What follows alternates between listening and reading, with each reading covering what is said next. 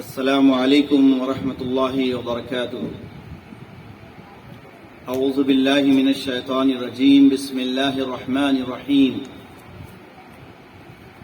انا انزلناه في ليلة القدر وما ادراك ما ليلة القدر ليلة القدر خير من 1000 شهر تنزل الملائكة والروح فيها بإذن ربهم من كل أمر سلام هي حتى مطلع الفجر۔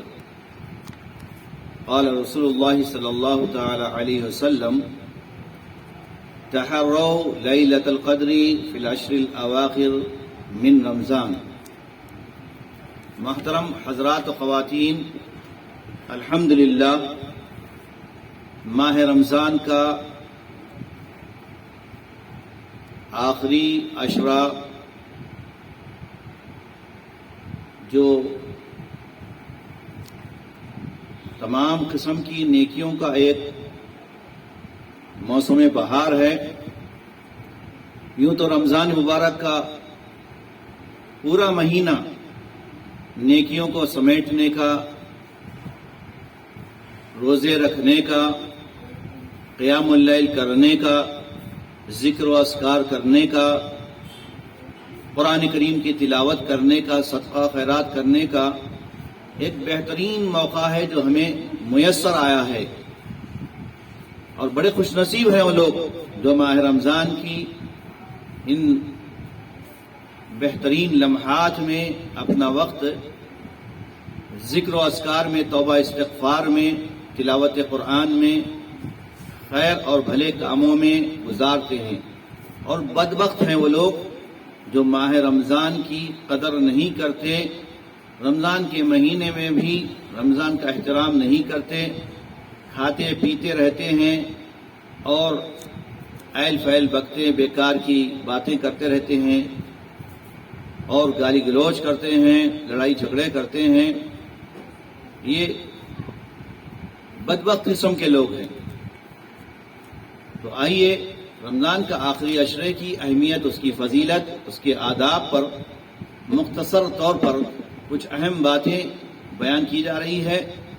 آخری عشرہ یعنی رمضان کے آخری 10 دن، اس میں شب قدر کو تلاش کرنا ہے، جس میں طاق راتیں ہیں، ان طاق راتوں میں شب قدر کو تلاش کرنا ہے، اور اسی آخری عشرے میں 10 دن اعتکاف بیٹھنا ہے، جو کہ مسنون عمل ہے اللہ کے نبی صلی اللہ علیہ وسلم کا۔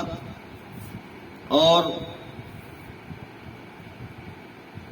مکمل اعتکاف کے بعد، اس عشرے کے مکمل ہونے کے بعد جیسے ہی چاند دیکھیں گے، شوال کا چاند دیکھنے کے بعد ہی شوال کی 1 تاریخ کو عید ہوتی ہے۔ عید الفطر سے پہلے ہی صدقۃ الفطر نکالنا ہے اور عید کی نماز ادا کرنا ہے۔ اس تعلق سے چند ضروری باتیں آپ کی خدمت میں پیش کی جا رہی ہے، غور سے سماعت کیجیے۔ اللہ کے نبی صلی اللہ علیہ وسلم رمضان کے آخری عشرے میں بہت زیادہ عبادت کرتے تھے۔ حضرت عائشہ ام المؤمنین رضی اللہ تعالی عنہا فرماتی ہیں: اذا دخل العشر الاواخر شد میزرہ وایقظ اہلہ واحیا لیلہ۔ جیسے ہی رمضان کا آخری عشرہ شروع ہو جاتا، رمضان کی آخری عشرے میں داخل ہو جاتے، تو اللہ کے نبی صلی اللہ علیہ وسلم اپنی کمر کس لیتے تھے، یعنی چاق و چوبند ہو جاتے، ایکٹیو ہو جاتے تھے۔ شد میزرہ وایقظ اہلہ، اور اپنے اہل و عیال کو شب بیدار کرواتے، جاگنے کا حکم دیتے، خود بھی جاگتے تھے۔ وہ احیا لیلہ، اور خود بھی اپنی رات کو زندہ رکھتے، یعنی شب بیداری فرماتے تھے۔ تو آپ صلی اللہ علیہ وسلم اپنی کمر کو کس لیتے، عبادت و تلاوت میں، ذکر و اذکار کے لیے مکمل طور پر فارغ ہو جاتے۔ لیکن ہم لوگ کیا کرتے ہیں؟ آخری عشرے میں شاپنگ کے لیے نکل جاتے ہیں، مسجدوں کو بے رونق کر دیتے ہیں، مسجدوں سے نکل جاتے ہیں مرد عورتیں سب بازاروں کا رخ کرتے ہوئے آخری 10 دن جو عبادت کے خاص دن ہیں اس میں شاپنگ، گھومنے پھرنے، خرید و فروخت کرنے میں اپنا وقت ضائع اور برباد کر کے نیکیوں کو برباد کر دیتے ہیں. نیکیاں حاصل کرنے کے بجائے نیکیوں سے محروم ہو جاتے ہیں.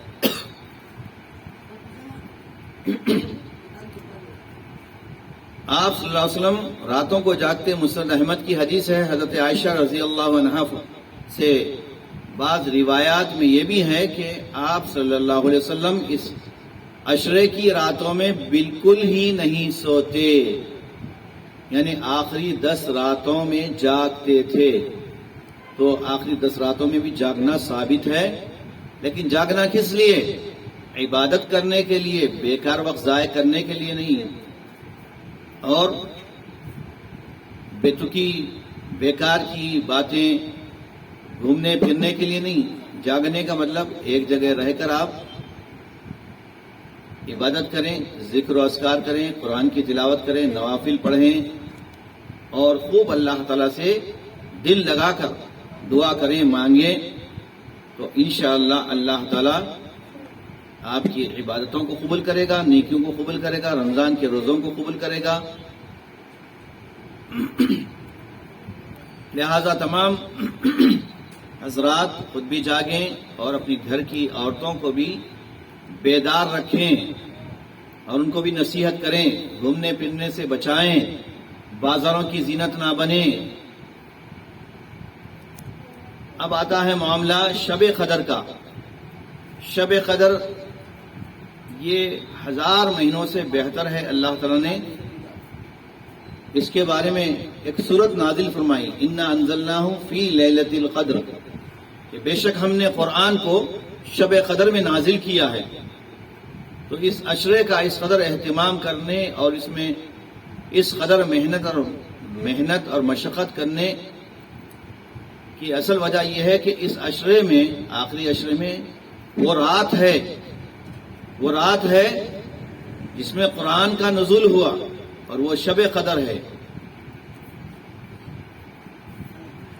اور اس سورے میں جو سورۃ القدر ہے، اس کے مطابق کہ یہ رات 1000 مہینوں سے بہتر ہے. خیر من 1000 شہر، یہ قدر کی رات ہے جس میں بطور خاص سردار ملائکہ روح الامین حضرت جبرائیل علیہ السلام اور ان کے علاوہ بے شمار فرشتوں کا نزول ہوتا ہے. اور یہ رات سرتاپا یعنی مکمل پوری رات امن اور سلامتی کی رات ہے. سلام ہی حتی مطلع الفجر، یعنی طلوع فجر تک یہ رات امن کی ہے اور رحمت کی ہے، سلامتی کی ہے. لہذا حضرات خواتین و ناظرین، یہ ماہ مبارک آپ کے پاس آیا ہے، اس کی قدر کریں، اس سے محروم نہ ہو. یہ مبارک رات امت مسلمہ کے لیے بطور خاص ایک عظیم گراں قدر تحفہ ہے.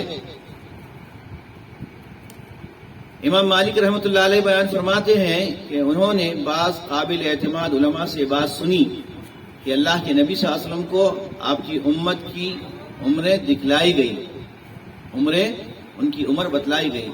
تو آپ صلی اللہ علیہ وسلم کو محسوس ہوا کہ آپ کی امت کی عمریں کم ہیں اور اس وجہ سے وہ ان لوگوں سے عمل میں پیچھے رہ جائیں گے. جن کو لمبی عمریں دی گئی ہے وہ لوگ آگے رہیں گے. تو اللہ تعالیٰ نے امت محمدیہ کے لیے قدر کی رات عطا فرمائی ہے جو 1000 مہینوں سے بہتر ہے. تو بڑے خوش قسمت ہیں وہ لوگ جو رب کے اس خصوصی عطیے کی قدر کرتے ہیں اور شب قدر کی تلاش کے لیے آخری 10 راتیں جاگتے ہیں. اس رات میں ایک خاص دعا ہے، وہ دعا کا اہتمام کریں. اللہم انک عفو تحب العفو فاعف عنی. اب اعتکاف کے بارے میں، اعتکاف اس آخری عشرے میں اس مبارک رات کے ہونے کی بنا پر نبی صلی اللہ علیہ وسلم نے اس میں بطور خاص اعتکاف کا اہتمام فرمایا کرتے تھے۔ حضرت ابو سعید خدری رضی اللہ عنہ بیان فرماتے ہیں کہ اللہ کے نبی صلی اللہ علیہ وسلم نے ارشاد فرمایا، صحیح بخاری مسلم کی حدیث ہے کہ میں نے اس رات یعنی لیلۃ القدر کی تلاش میں پہلے عشرے کا اعتکاف کیا، یعنی رمضان کے پہلے 10 دنوں میں آپ اعتکاف فرمایا، پھر درمیانی عشرے کا اعتکاف کیا، پھر اس میں اعتکاف کے لیے جب آیا تو مجھ سے کہا گیا کہ یہ رات تو آخری عشرے میں ہے، لہذا تم میں سے جو شخص اعتکاف کرنا چاہے وہ اعتکاف کر لے۔ نبی صلی اللہ علیہ وسلم نے مسلسل اعتکاف فرمایا۔ 1 سال آپ کسی وجہ سے اعتکاف نہیں کر سکے تو آپ نے شوال میں اعتکاف فرمایا تھا، لیکن یہ آپ کے لیے خاص تھا، امت کے لیے نہیں ہے۔ اب اعتکاف کی حقیقت یہ ہے، اس کا مقصد یہ ہے کہ بندہ ہر طرف سے کنارہ کش ہو جائے۔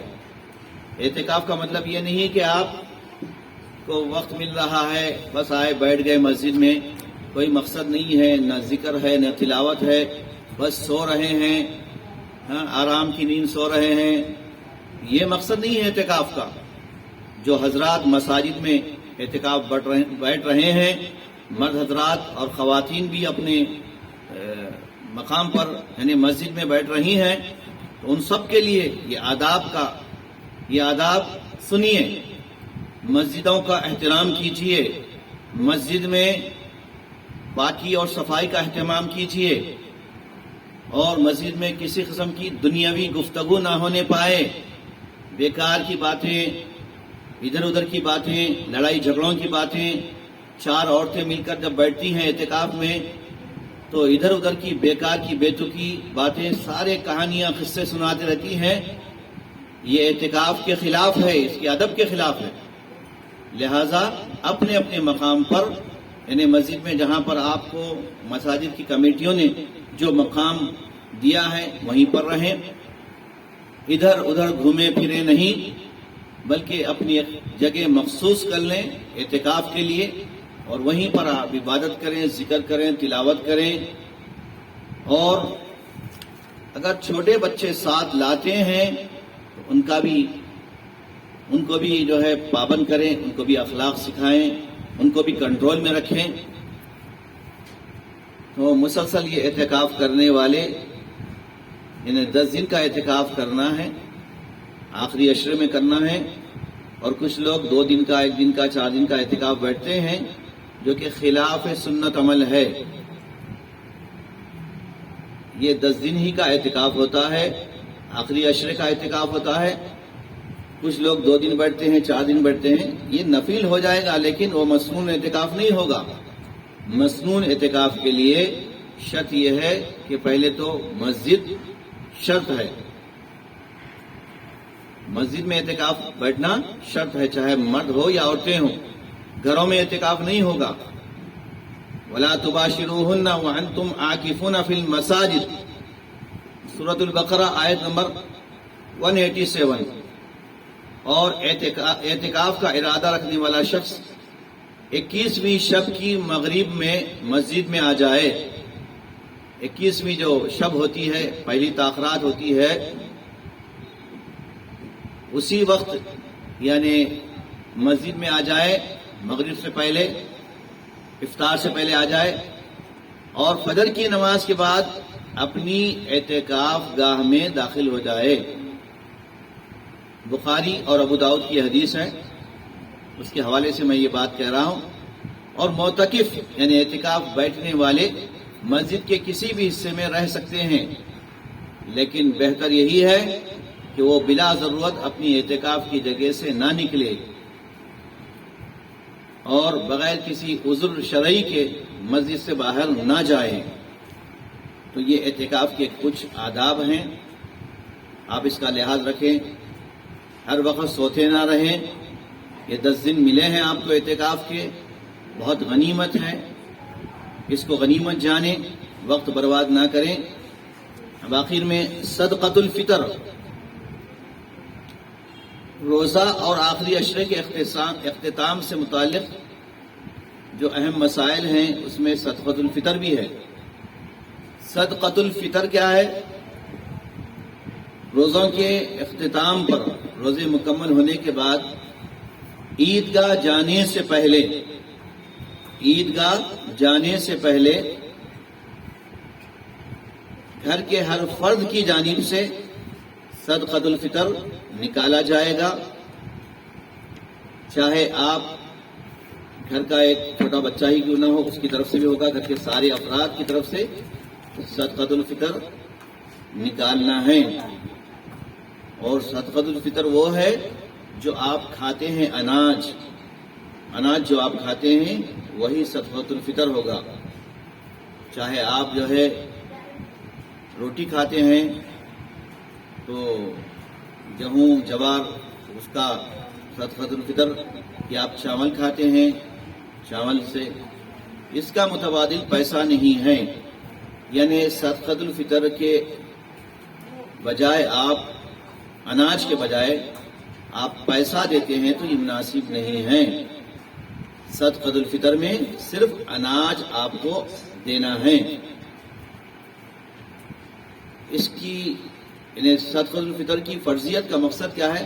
روزے کی حالت میں جو لغو، بیکار، بیہودہ باتیں ہو جاتی ہے اس سے یہ صدقۃ الفطر پاک کر دیتا ہے۔ اور دوسری طرف یہ مساکین، مسکین، غریبوں کے کھانے کا بھی انتظام ہوتا ہے۔ لہذا صدقۃ الفطر ہر چھوٹے بڑے، مرد عورت، مسلمان کی طرف سے نماز عید سے پہلے نکالنا ضروری ہے، اور عید سے 2-3 دن پہلے بھی صدقۃ الفطر نکالا جا سکتا ہے، جیسا کہ ابن عمر رضی اللہ عنہ سے یہ عمل منقول ہے بخاری میں۔ اور رہی بات صدقۃ الفطر کی مقدار کتنی ہونی چاہیے، اس کے لیے حدیث میں 1 صاع کا ذکر آتا ہے۔ 1 صاع سے مراد ہمارے مقامی وزن کے اعتبار سے حیدرآباد میں وہ ہے 2.5 کلو، یعنی 2.5 کلو ہر فرد کی طرف سے، گھر کے ہر بچے، بوڑھے، بڑے کی طرف سے صدقۃ الفطر نکالنا ہے، اناج کی شکل میں، پیسے کی شکل میں نہیں دینا ہے۔ یعنی 2.5 کلو کے پیسے آپ نہیں دیں گے بلکہ اناج نکالیں گے، یہ صدقۃ الفطر ہوگا۔ اب جیسے ہی چاند دیکھیں گے، چاند کی دعا کریں گے، اور اللہ تعالیٰ سے روزوں کی نماز کی دعا کی قبولیت کے بعد عید الفطر کے دن، عید کا دن جو ہے شوال کی 1 تاریخ کو ہوتا ہے۔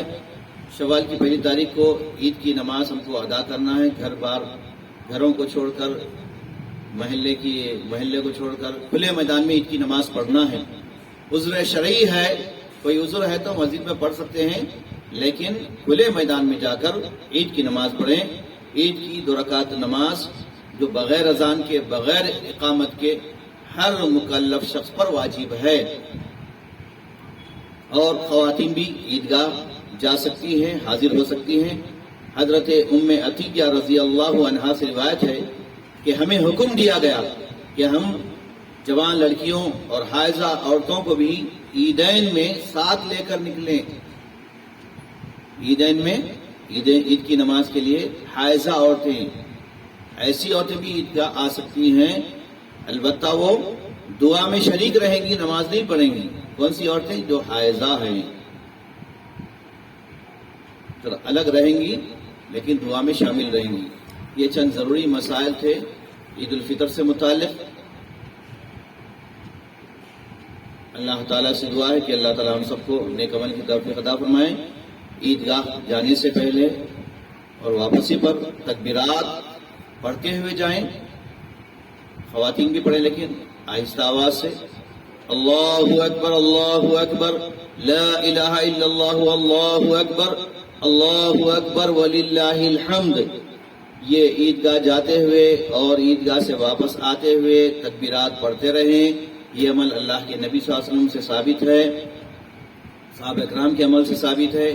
اسی طرح عید کے دن مبارکبادی جب ایک دوسرے کو دیں تو مبارکبادی کے یہ الفاظ ہونی چاہیے: تقبل اللہ منا ومنکم، تقبل اللہ منا ومنکم۔ اللہ تعالی ہماری اور تمہاری عبادتوں کو اور نیکیوں کو قبول فرمائیں۔ سبحان ربک رب العزت عما یصفون وسلام علی المرسلین والحمد للہ رب العالمین.